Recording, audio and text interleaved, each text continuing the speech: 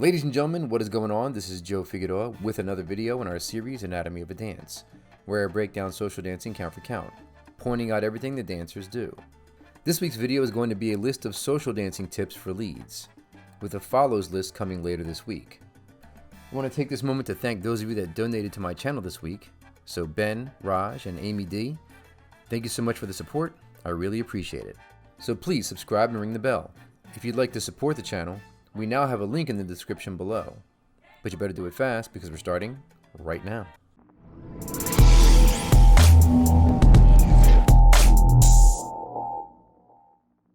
So when it comes to leading, certain things are a constant for any great dancer. Even among those constants, there are some that are practically scripture. There are several, but I thought of 5 I'm going to discuss in this video. These tips will work for any dancer at any level, and are for leading at its base. Every dancer adds their own personality and style, but we won't be talking about that. These are in no particular order, so let's start with hand connection. Imagine that song comes on. You start scanning the room, find that person, they're not looking your way, but you walk toward them, extend your hand, they see you and give you theirs, and off you go. Now hand in hand or in closed position, hand connection is important. If it's hand to hand, a lead wants to have a firm handhold that isn't too tight or too soft. The follow should be able to feel where the lead is going clearly through handhold. Remember me mentioning the monkey mentality in previous videos? You don't let go of one branch till you get a grip on the next one. When switching handholds, leads you want to think of finding a middle ground with your hold. Here's a way to look at it. Hold your partner's hands as if you would a bird. Soft enough to not injure it, but firm enough to keep it from getting away. Now when it comes to holding a partner in frame or a closed position, leads want to conduct themselves differently. Still want to be firm, but not jarring. I like to hold my hand wide. To me, it offers a feeling of security to my partner. Also, hand placement is important. You will find your best hand position will be the shoulder blade or scapula at the back. That's the high. If you are leading something that requires you connect with your partner low, you want to place hands at the hips, not the waist. Now, I shouldn't have to make this into an anatomy lesson, but there is a difference. If you need a little more guidance, a female instructor friend of mine tells her students to reach for the hard parts, not the soft parts. Next, we have preparation before movement. So let's start with some mathematics. Math is fun, right? I have an equation. Oh, this will clear it up. Whether leading on 1 or on 2, preparation should always be given to your partner before movement. If you're on 1, preps are 1, 2, 3. On 2, preps are 6, 7, and 1. Regardless, they are an essential to having a smooth, enjoyable dance. Now, there are certain advanced movements where the preparation is used as movement, but those are limited, and even in those cases, preparation is still provided. My first Science of Salsa video was on preparations.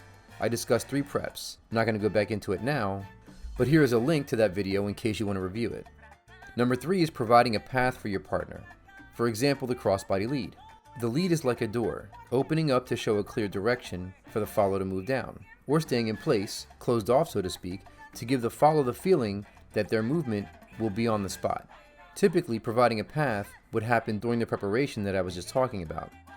Another thing about this tip is being aware of your surroundings.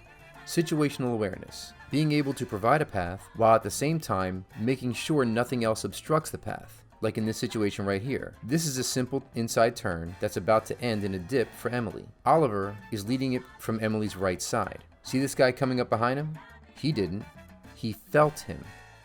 Oliver felt contact at his back, and in a split second, considered that whatever it was might cross Emily's path when she's in mid-turn. He doesn't even look, too committed to the movement, the song, and the line. He held the guy off the line while leading 4 turns for Emily into a dip to go with the music. That's well done. 4th is a little obscure, but I believe it's important. Lead comes from the middle. When I'm dancing, I always, at least when it's applicable, give my partner the feeling of push, pull, or torque from the core, from the midsection, as if there is a rope tied around the follow's waist, and I am holding onto the ends of the rope and using it to guide them. The idea of the rope is to give the illusion of me surrounding them, so the follow doesn't just feel me in front and back, but all around. Lastly, we have the tip that is most important to me, for beginner dancers especially. You always take care of the follows parts first. I know when you're in the middle of dancing, you might not be thinking of it, but you should always be thinking, how can I make the follow move smoothly? If you do that well, your dancing will eventually adapt. Being a courteous and thoughtful lead will help make you a favorite on the dance floor, guaranteed.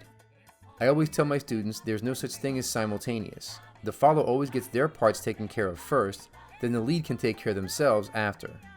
Now, I'm not saying these are the only tips for leads, or even the 5 most important. Just what I have found works for me, and I emphasize in my classes. I might do a part 2 with other tips later. If any of you watching this can think of other tips that you found helpful, let me know in the comments below. Follows, don't you worry, a video on tips for follows is coming later this week. That's going to do it for me. Thank you all so much for watching. I hope you enjoyed the video. This content is for you to benefit from, so if you want to support the channel, click on the link in the description. I really appreciate all the feedback you've given. Comments, likes, and even dislikes help me to provide you with the best content that I can. So hit that like button, subscribe, and ring the bell if you haven't already. I'll see you in the next one. And remember, keep dancing.